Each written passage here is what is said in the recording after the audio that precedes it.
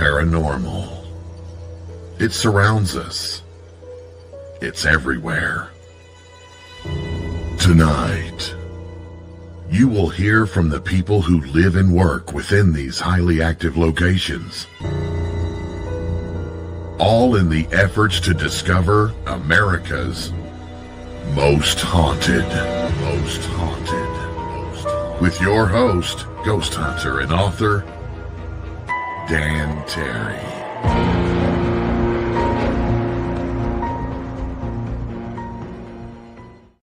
Good evening, boys and ghouls. I am Dan Terry, your ghost host with the most haunted, and we're getting back to the old days. You remember, maybe 6-8 months ago, probably longer than that, more like a year ago, but we used to get a lot of, and I'm going to say exorcists, self-proclaimed exorcists, people whose stories got pretty weird. If you remember, there was one who thought an archangel lived in her colon and killed demons with a golden lariat. That was a good one.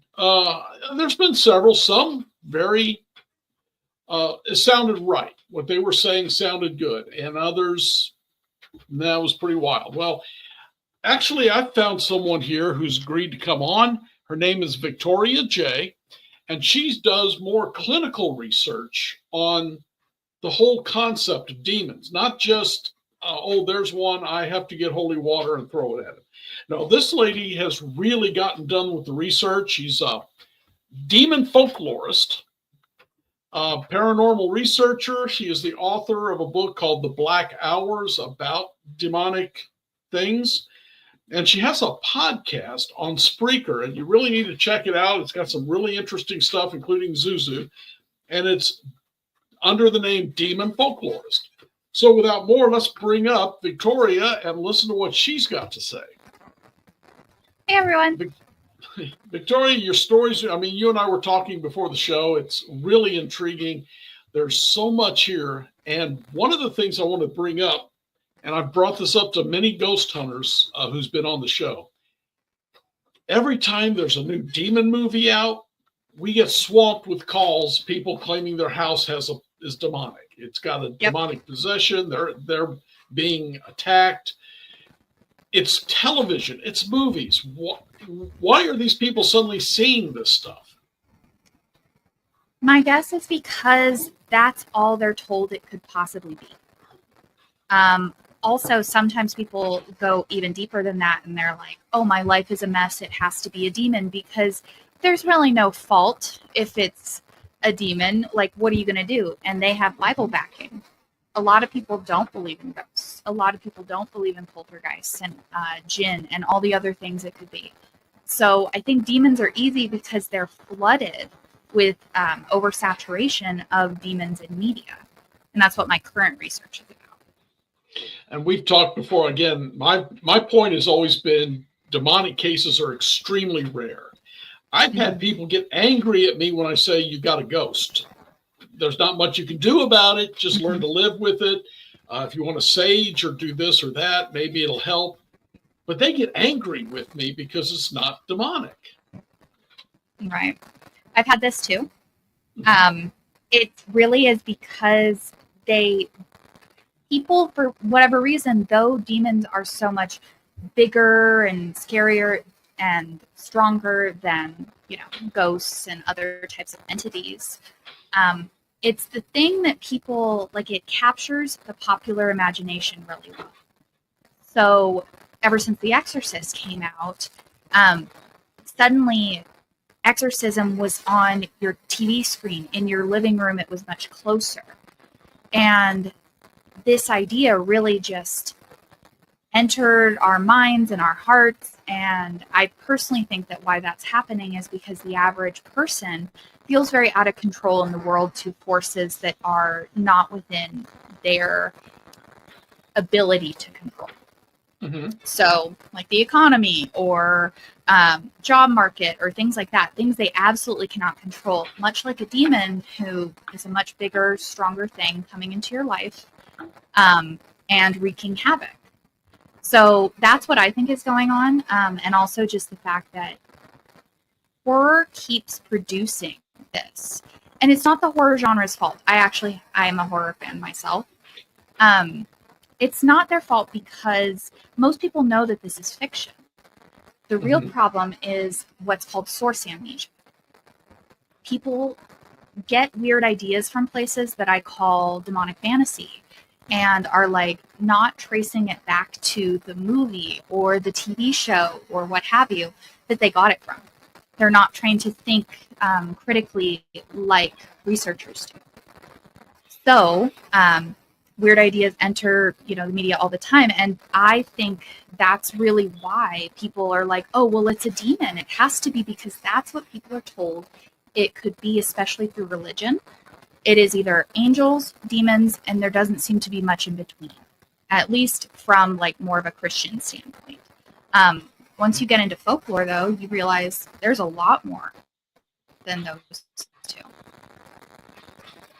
The one case I was called up to several years ago, the guy there was a demon in his house, and I mean, it slapped his son's girlfriend. It was all this and that. I mean, it was long. I got there with my people. We tracked it down to one closet in the boys' room where grandma had lived and died. And it's when him and her went into the closet that the girl got slapped. So I'm saying, I think grandma's thinking y'all are doing something that in her day was not appropriate. Well, this guy got so angry, his veins were sticking out, his fist clenched up. He was going to throw me out. And his wife went upstairs with my team. I stayed down with him. And she come down, handed him the dowsing rods and said, go talk to your mother. But he was just determined. And what he kept telling me is when someone dies, they go to heaven or they go to hell. There's nothing else. It's got to be a demon. I don't know where they got that. Even God talked to spirits. Right. I know. I really think it also has to do with people, especially when it comes to religion. There is this desire to mediate between channeling the divine.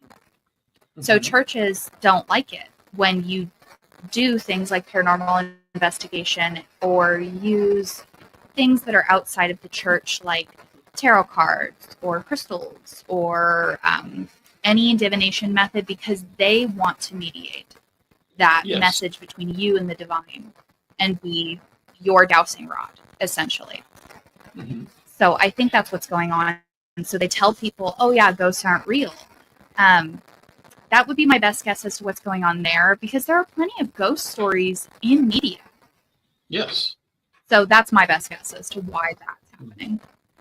Well, I've also ran into sensitives, psychics, whatever term you want to use for them, who will do exactly the same thing to the K2 meter and that, because they've been special all this time because they can see spirits, and now I've got a machine that does it. Oh, they hate that. So it's kind of the same thing you're talking about. Yeah, and here's the thing. I happen to be psychic myself. Nothing super impressive, nothing like you're going to see on TV. But we get it wrong. Like the message does get lost in translation. It depends on what you're channeling. And sometimes we just don't get it right. So it is difficult to talk to the dead and get the answers that you're seeking. Although it's not necessarily difficult to talk to the dead. And this comes up with Ouija boards quite a bit. There is the demonic fantasy, and this has been going on since The Exorcist, that Ouija boards are so dangerous and they're so evil. And it's like, it's a board. That's not the dangerous part. What's dangerous is someone using it who doesn't know how to, who doesn't know how to close the session, who doesn't know what to do if they meet a malevolent spirit. And I try to raise awareness, at least right now with my current work, about the things that we're picking up from movies, because Bible awareness is incredibly high, but Bible literacy is low. People haven't actually read it. They've been told what to think about it their whole lives. Yeah. Yes, they didn't want But it printed when the printing press was invented. right, yeah, like because it means that now people can look at it for themselves so that they can't mediate the message and fit it to fit their own agenda, because everybody has an agenda no matter what. Okay. Yeah, no doubt. Churches all have their agenda, no matter what branch they are. Yep. So, And they do have demonic fantasy ideas that do not come from demonology. Like a newer one is that those little weird little stuffies, labubus, are now seen as demonic. Yeah, I they don't like know go what on those are. people's. It's just this like little stuffy. Like I hesitate to even use the word demonic, because if I use it towards something like that, I'm joking. But like they have these like little scary like razor sharp teeth, and like they're just like Okay. this fun little weird thing you can collect. This started on TikTok, and then Okay. suddenly somebody fed an image of Pazuzu through AI to spit something out that kind of looked like, which by the way wasn't an actual picture of Pazuzu, and was like, oh yeah, like they're demonic. And now youth pastors are going online and decrying these things, and I'm like, it's a stuffy. You guys need to calm down. Yeah. No, as you said with the Ouija board, it's a piece of wood. It's nothing until you use it. Right. Like having it in your house is actually not dangerous. Like, unless there is a spirit attached to the object, it is not, because it's in the house. And people have the strangest ideas about it. And yeah, like there's just all sorts of things going on where people are going after other people who use them in the paranormal. Everyone I know uses them. People who know how to use them, people who know what they are doing because they've been doing it for years. And people are going after them being like, oh, that's demonic. How could you touch something like that? How could you let your child near it? And it's like, I trust them to make that decision for themselves because they know what they're doing. Okay. So. A friend of mine in St. Louis, and he's got the ghost tour up in the Lemp area of St. Louis. And cool. he uses the Ouija board, does a lot of Instagram and Facebook things on it at night. They're in the old brewery that's very haunted. But he told somebody one time that this lady had sent him a Ouija board that she thought was possessed, and she wanted him to do something with it. And he happened to mention that. The last count I had, he has about 160 haunted Ouija boards now. He's built a museum out of them. He's got some very old, rare ones, like the original rosewood. But nice. People just keep sending him these things from all over he's even gotten some from Europe, wanting him to do something. Oh, wow. Okay. How are they so afraid of this? I mean, if they've used it, they should know it's, as long as you don't, say goodbye, don't take your hands off the planchette until you do, everything's usually fine. You got the door blocked.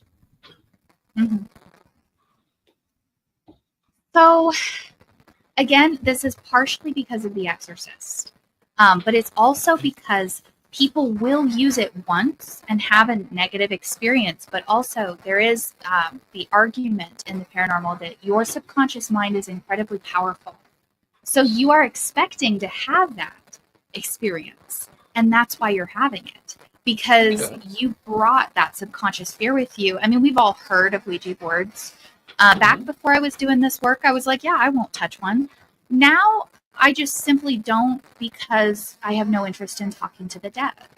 It's not personal, and anybody who does, like, awesome, like, you do you. But it's not my thing. We have enough spirit interference in our lives, so we just don't really need it. But I recently saw a traveling board museum at Haunted America, and I was really interested in how beautiful they were. I've always thought they were very beautiful. Yeah. And all the different styles. And there are some that I'm like, I would take that home. just to have it as a display because it is beautiful. But I think people send them because they have one weird experience, and then they're like, that's enough. Got to send it to this guy or that guy. And they'll take it away for us, because out of sight, out of mind is very important when it comes to the Ouija board. People think that even if a door is left open, that getting rid of the device, the channeling tool, is going to get rid of, the spirit. And that's not really how it works. But I think they feel safer sending it away. But that could also be, and especially if they destroy it, now they can't do anything about what's there. They have to get someone else, some specialist to come in. Right, exactly. So there's a lot of really weird lore out there about it, and a lot of people are trying to debunk it. But I can tell everybody right now, no, Ouija boards are not inherently dangerous. It's a board.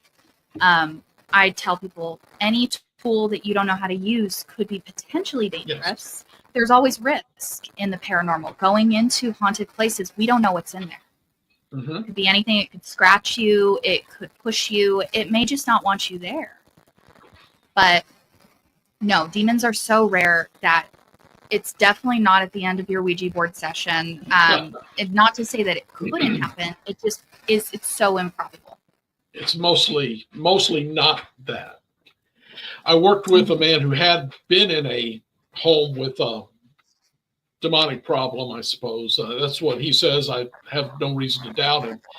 I know the house was very haunted from other people, but him and the sensitive that I've been working with for years, and he was really good at this, they both were of the idea, like you said, there are no ghosts, they're all demons. And they couldn't understand why I always found Casper. We called him Casper. Just whatever ghost was there was usually, there might be a mean-spirited person. They may have been a decent guy. I always found ones who would at least talk to me. But they only found demons. Is that in their mind, or did they have some kind of attachment, perhaps? It's entirely possible they did have an attachment, but also there is such conflicting information about demons and how you recognize what they are versus different negative supernatural entities. So I think what's happening is that they expect to see demons, so the phenomena in turn goes into a feedback loop of they expect to see it, so the phenomena feeds back into that belief. So voila, it's a demon. Now, that's why I wrote The Black Hours. Well, tell me about your book, The Black Hours. It's been out for some time now, right? Several months? Mm-hmm. Yeah. So The Black Hours is me looking at, first I explain my own story where I was possessed when I was 19. Oh. And then it nearly killed me, but it was not a demon. My later research when I was doing my folklore master's degree proved that. So then I expanded it, and that's where The Black Hours came from. There is a previous version with a red and black cover. That is currently out of print because my publisher went under, and then Troy Taylor's American Hauntings Inc. picked it up, and now it's back in the world. It has a new cover. People really like it. April Slaughter did it. I like the cover. Yeah, it is really cool. So that first I start with my possession, then a little bit of background into demonology and how demons are often mistaken for other types of entities. And then the system itself, which I gathered as many published narratives about demons as I could, and organized it by sight, sound, smell, and feeling, so that people could go through as a very literal checklist. If you thought you had a demon, these things are going to show up in your life. The more you have, the more likely that is a demonic presence. And the less you have, you might have to start looking for a different point of view. And I try to do it in a more universal way instead of religious, from a data point perspective, because I find that to be the most useful. I mean, demons are a matter of belief anyway. So I'm not going to sit here and argue with people about like what it is that they believe, but I will argue them out of the best I can anyway. Demonic fantasy, which comes from movies and paranormal television, and just maybe their pastor told them, because by the way, pastors watch the same movies as us. And yeah, people do pick up weird ideas, and they aren't from demonology. What's your opinion on, I think the most popular demon at the moment is Zuzu, and he's somehow attached to all Ouija boards. What's your opinion on this whole phenomenon? Oh, Zozo, he's fun. And he shows up as many different names too, which makes it kind of difficult to even prove that it's the same entity. Mm-hmm. I did an episode on this. It's my last episode ever. And it was just like we had talked about this, that it had nothing to do with Zozo, that why I ended my show. I was having scheduling conflicts, and I had trouble just getting out like a new episode every single month. But Zozo is an interesting case because I think it is some type of jinn, because the phenomena is simply not strong enough to be a demon in the first place. It kept bothering me as I went through it, that I'm like, this sounds like a demon, but not quite. It's something that is clearly powerful, though, and once you make contact with Zozo and start to sort of feed that channel that has been opened up between you and this entity, and the more you open it and the more you talk to it, the more powerful it seems to grow in the real world. But you still need the board to open it in the first place. And yeah, it's a fascinating case, but it simply isn't demonic, at least not from like a phenomena standpoint. So that's what I think is going on. I think it's some type of jinn, and you have to have a totally new open idea for it to do weird things. Yeah. It's a totally new idea I've never heard before, but it does make sense. And the jinn is something I honestly do not understand. It's a fairly new concept in this side of the world. So that's true. I guess in Western ideology, it's new. American Indians in the Middle East, tricksters in God form, but for us, this is something. For Christians, it's something new. Right. If you look into the Quran, there are a lot of references to it. And the Quran and the Bible, they share a lot of the same stories, and it's because of cultural diffusion. There was a lot of passing back and forth of stories between cultures. So they're all fairly connected, but jinn are strangely not in the Bible, but they definitely are in the Quran, and they were part of pre-Islamic belief. And jinn, for people who don't know, they are like humans made of light, angels made of light, humans made of clay, and then not demons. Although people sometimes mistake the jinn for demons, jinn made of smokeless fire. They are a previous version of life that had bodies at one point that maybe was wiped out by the flood or some other event, and they exist as spirits now. They have free will. The way I explain jinn to other people, and in the form of demons and humans, is humans are over here, demons are over here. There's a huge chasm between us. We are not alike. And then jinn are right in the middle, because jinn can do things that demons can do. They also seem to act very human, and they do live very long lives in human years, but they also get married. They do fall in love with humans. They have communities and kingdoms and homes. And they tend to stick to ruined areas, but it's very common in Middle Eastern folklore. Just not out here. And people, I'm sure, are like, well, why would a jinn be out here in America? And it's like, probably because it was attached to somebody. Like, how did the Fae come over from Celtic lands? Mm-hmm. That's my best guess. Okay. Well, that all makes sense. Victoria, we're going to shoot off here for a commercial real quick. So if you'll hold on, I want to talk. We were chatting before about the one case I had and get your opinion on it. Okay? I'd love to. All right. Talk to you in a minute. If this isn't the most intriguing discussion on demons that we've had here, I don't know what else to call it. I like the idea of getting really clinical about it. We may or may not agree on everything, but that's part of being in the paranormal field. We all base everything on what we've seen and heard, but I have no way of disagreeing with her because it makes sense. And let's see what she thinks on this case I had a few years ago.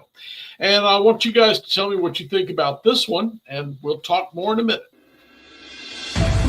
The new book, How to Research a Haunted House by paranormal investigator Margie Kay and professional researcher Violet Wisdom, is now available from Unex Media. This one-of-a-kind book explains how to do research on a house with uncommon methods and resources used by historic home researchers, and how to determine who may be doing the haunting and why. How to Research a Haunted House can be used by homeowners, renters, investors, and it should be in the library of all professional paranormal investigators. Get this unique book at unexmedia.com or amazon.com. That's unexmedia.com or amazon.com. The Unex Network presents a health and wellness spiritually based brand of hemp-derived CBD products made by Hopewell Farm in Harrogate, Tennessee. We apply our Cathara energy work with all of our plants and products. Our products made in small batches with only 2 ingredients of pure hemp, full-spectrum crude oil, and coconut-derived MCT oil. Third-party lab tested for potency and legal THC levels with 6 strengths of 1 ounce oil to choose from. Know what you're buying and get what you pay for from Hopewell Farm. Applied directly to a specific area, Hopewell Farm topical salve in 1 ounce and ½ ounce sizes, made with pure hemp crude oil, comfrey extract, and all natural ingredients. Find the Hopewell Farm link and coupon code on the Unex Network website at unexnetwork.com. That's unexnetwork.com.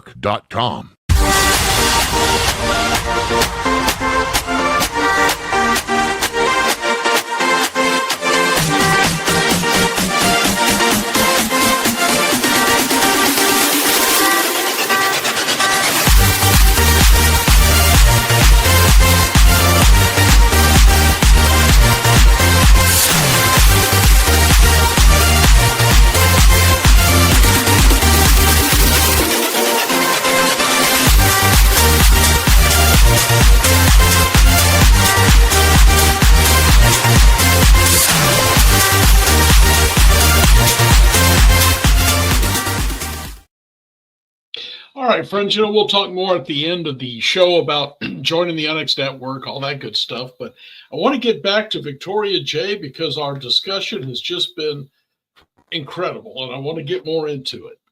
So anything I've learned about this, and feel free to laugh, that's fine. I try to stay away from this particular field myself. But what I've learned from is honestly not from Buffy the Vampire Slayer, although God knows that was good. But I read Father Malachi Martin's books. Hostage to the Devil was one. And I read The Demonologist about the Warrens. And that's where I got most of my ideas.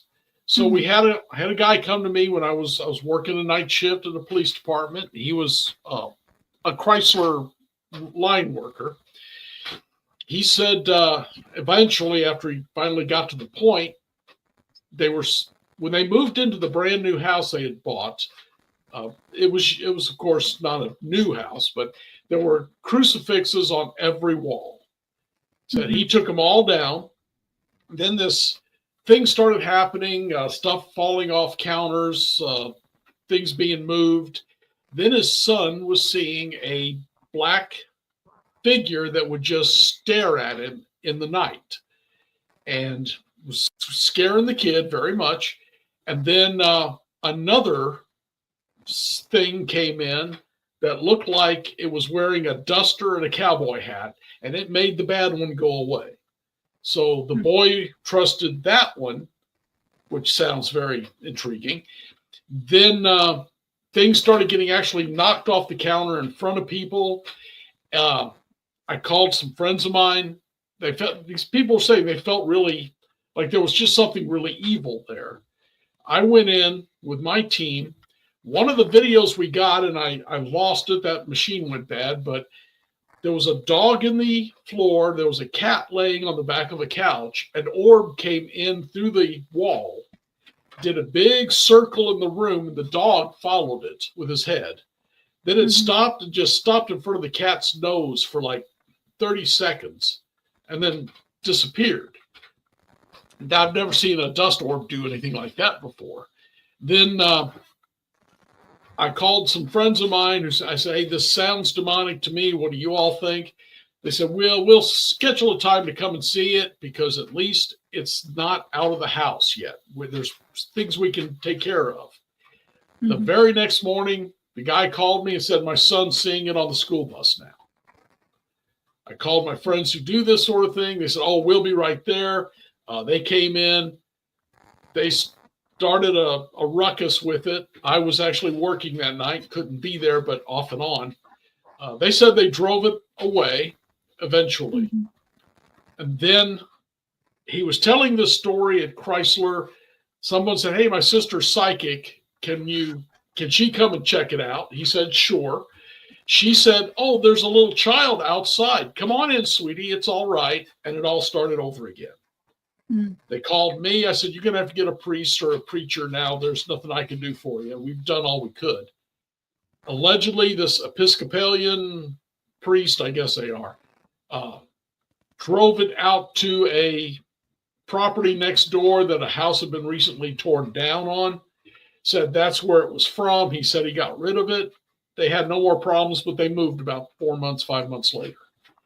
That's the basics of the story. Now, the whole deal of something was picking on the kid and something come in and gained the kid's trust sounded demonic to me. And the others agreed. What's your opinion on this one? So this is a bit of a difficult one because if this was a demon, that child would have been targeted for oppression so that this thing can break it down and get inside. And the fact that that didn't happen is a little bit suspect. The thing that makes me go, oh, maybe it was demonic, because a lot of this does sound very similar to a lot of phenomena that shows up in demonic cases, is feeling you are in the presence of evil. But jinn and jinn-like entities also have that, because in Islam, jinn can follow God. They can follow their own path. They are much like humans in that they have free will to turn away from God and serve Iblis, who is very similar to Satan, do evil against humanity. So people do pick up on that malevolence, but it's a different thing with demons. If this was a demon, it seems like very low level. Not to say that this stuff is not scary, and just very probably affected people quite a bit. But being around demons for prolonged periods of time will cause damage to the body, to humans, because they are such a horrific negative presence. The fact that it would shapeshift is interesting, although demons have been said to be able to do that. They do sometimes go into orb form while traveling. Don't ask me how that works, because I don't know how it works. I just know it shows up in the narratives. But showing up maybe as a child and that you have to let it in. There is, in jinn lore, the idea that, like, yeah, you do have to protect against it, although they tend to get in through some type of imbalance, mind, body, or spirit. So it sounds a little demonic. It also sounds jinn-like. So that's why it's a little bit strange. And so that's when, at that point, I would whip out my book and be like, okay, let's go through this phenomena line by line and figure out how much of this, happened. in this case, especially to these people, and interviewing them and seeing what we can find, because demonic phenomena is so clear cut past a certain point that it cannot be mistaken for something else. Those crosses are not going to contain it. Now, when a real demon comes across a crucifix, they will destroy it. Yeah. Bend it or hurt it in some way because it seems to torture them.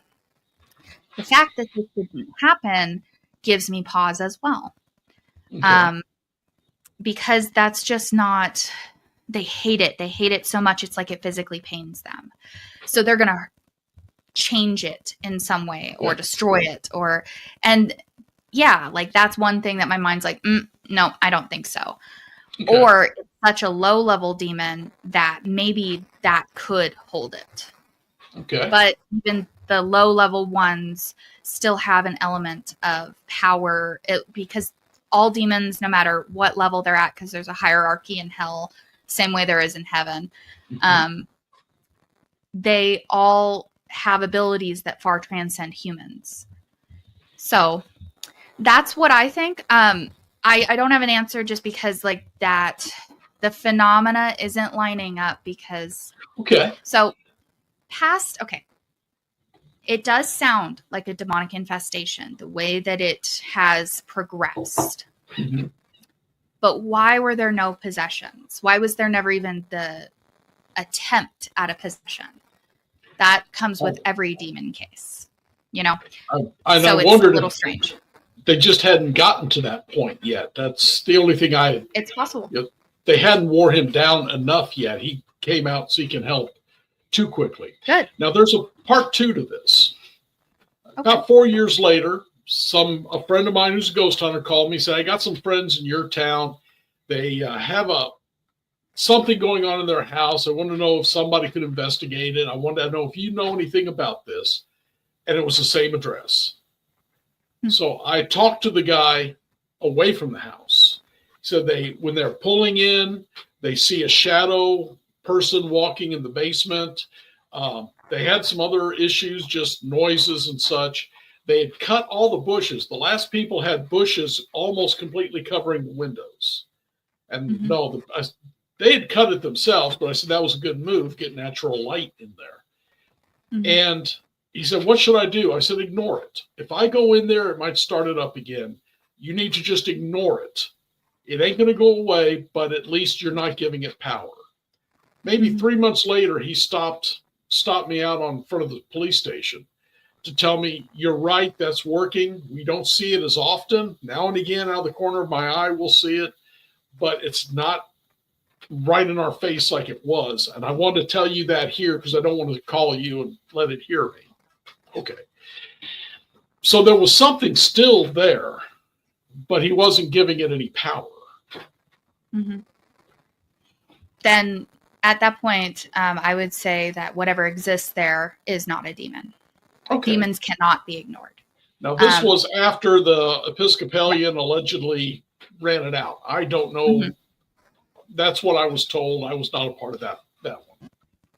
And easily there could have been more than one thing going on at a time. That happens a lot in cases. That sounds a lot more like a shadow person, which they don't always just like disappear. But yeah, kind of if you like ignore them, it helps because with demons, their whole point is to cause fear, which will create an extreme manifestation. The more fear they've caused, the bigger, scarier things that they can do, like throwing a fridge at people or, they're trying to terrify and assault your senses, all of them, including smell. So they will announce their presence with a horrific smell. And the first family I told you about did mention the strong odor that would fill the house. And they thought the cat had done its business somewhere in each room, but they could never find a mess and it would go away and then it would come back. And that is part of demonic phenomena. So that adds credence to the possibility that it was a demon. But also I had looked into the Annalise Michelle case. Yes. And hers is fascinating because I personally do not think that was a demon. Oh, okay. And there's a specific reason for that. But she had things that come up in demonic narratives and jinn. That's why jinn are in the middle of humans and demons, because they are very similar to demons, but not exactly. Their power level is not as great. But all of these things can do things that humans cannot. But there was a manifestation around Annalise where she had a burning smell that kept following her. And the thing that makes me go, well, this is not a demon, is that when they did get exorcists involved, when it was bade to come out to talk to them, it ignored them. When they invoked God and Jesus.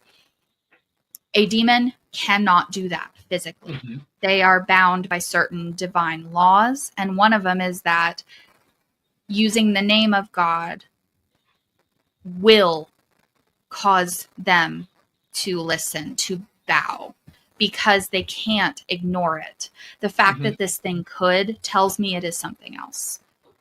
So it has the free will to do that. Demons do not have that. Okay. So, like there is like crossover in jinn and demon phenomena that makes it really difficult to diagnose. But yeah, there is a lot of stuff in this story that I'm like, okay, that gives me pause. Perhaps this was a demon, but it might have been low level. And lower level, they're just not going to be able to do the big stuff. But they'll still be able to do stuff. Yeah, the worst they described as far as action was cups of milk just flying off the counter. And I know ghosts can do that too. Yeah. This could have been a very intense shadow person manifestation. And then when I did the paranormal research symposium in Gettysburg last year, I had done a presentation. It's actually online right now because I did it again for a Nomicon for Ryan Sprague. And there's definitely crossover between demons, shadow people, and skinwalkers. But they have things that are very, very separate. Okay. And it is hard sometimes to tell what you're dealing with, but the patterns always win out. But the issue I had with shadow people is that there are so many different types of shadow people that my thought is that, maybe shadow people, like that form, is an easy form for every spirit to take. Okay. And that's why they do it. Because there are ones that sound extraterrestrial. There are ones that don't sound like, they sound like animals, crawlers, like ones that are just crawling on the wall. There are ones that just stare at you and they don't seem to know why you're able to sleep or what you're doing while you're sleeping. And that's what the issue I found. So I'm like, and it shows up in skinwalker narratives. It shows up in extraterrestrial narratives. So I'm like, maybe shadow people is just an easy form to take on our plane, because if these things existed on our plane, we'd see them all the time. But do you recall up until the probably late 80s, maybe even the early 90s, shadow people always had hats on? Yes. And now, some of them still do. Some still do. Most of the ones I've seen since then do not. I've seen a few with hats, very few. I've seen many without. Is there a difference in these two phenomena? As far as phenomena itself, not really, except for the fact that it seems to have a hat and like a trench coat or like some kind of like cape. Maybe they're trying to give off the idea that they are somehow human. I'm not sure exactly what's going on there, but the phenomena itself is still very similar to other shadow people narratives. So yeah, Hat Man, I'm not sure what that is. Or maybe the hat also denotes importance, much like when you have demonic manifestations and they're wearing a cloak or a hood. It usually means that this is a much higher level demon than, say, one of the lower level guys that seem to be almost like, I describe them as like gremlins. They growl a lot. They, nothing is intelligent in the way they're doing things, but the manifestations are still terrifying because to humans, they're still a lot higher than us, but they're not like what could have been, and this is a matter of belief, past maybe once existing as an angel. If those ones, it's going to be a very intelligent haunting. It is going to break down the person usually a lot faster. And also in a very, like, there's a lot of trickster things going on. They have to trick the person to trusting it. And that happens also usually very quickly. But it's going to be more intelligent, more interesting manifestations and a lot more power. So. Okay. I heard John Zaffis once in a lecture he was doing down in Arkansas, and someone had asked him, how much weight can a ghost pick up? And he said, maybe a pound. But I have dealt with ghosts, and I'm certain they were human spirits who has lifted a hell of a lot more than that. What's your opinion on that one? I don't really work with ghost phenomena as much. Eventually, I'm going to write a book on ghost phenomena because I want to map out, all of these different entities so we can tell for sure what we're dealing with. But I do think that probably not operating with a lot of energy to go off of, perhaps it is a pound. But if they are able to collect people's energy, because ghosts are not a good thing to have around humans anyway, having the living and the dead living in the same place, it will cause your body to kind of not work right. And it might be much smaller manifestations than, say, a demon. A demon is going to be, you will get sick, it will manifest, and it could be that your vitality is gone, that your youth is gone, that you are suddenly fatigued in a way you've never been before, even as a young person, things like that. And it'll be on a much worse level. But having the dead in close proximity to living people, it still does feed on our energy, and negative energy is much more powerful than positive. So they are feeding whether we really want them to or not. And so if they have a lot to feed off of, if they're maybe causing a lot of negative phenomena, or maybe this is a negative home or where there's a lot of strife, and they can collect more and more and more, then they can push it into these bigger manifestations. Okay. So that's what I think is going on. Does drug use, domestic violence, does that attract the demonic, or does that a result of the demonic? I would say actually neither. Humans don't need demons to be evil and to do sick and twisted things, but there is always the possibility of, because, okay, so drug use and then domestic violence are actually two different things as far as this goes. Okay. But they can feed into each other, of course. Now, alcohol, drug use, this is not how demons get in. It is a possibility for you to be open a little bit more for the possibility of something coming in. Maybe when you are drunk or high, you're doing things that are against your humanity, and that's called the law of attraction. So that could call a demon. Things like bestiality and hurting children and things like that, killing people. Serial killers often have heaviness in their homes, but that doesn't mean that they're always connected. It sends out kind of like a dark beacon. And sometimes demons come and sometimes they don't. But, and it probably is very similar with domestic violence. You're doing something that is very against your humanity, but that doesn't mean that a demon's going to come. It usually is strangely special cases, and it's hard to say why that is. Why are they going to choose to go here instead of over here when the same thing's happening over here? Right? hard to say. I don't know why demons do what they do. I think they're a little counterintuitive sometimes, but Okay. they will choose something to go towards, but those things don't guarantee that.